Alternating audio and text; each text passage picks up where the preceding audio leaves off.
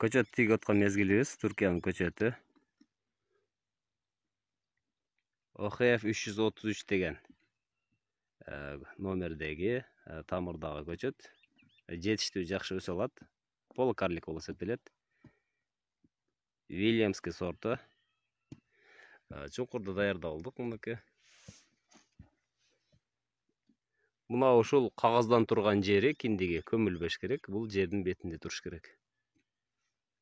Көмөр алдыган баштадык.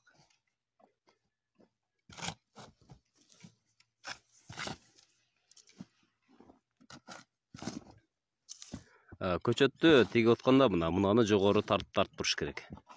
Кыймылдатып, жогору тартып туруш керек. Мүмкүн болушунча майдасын салганга аракет кылышыбыз керек.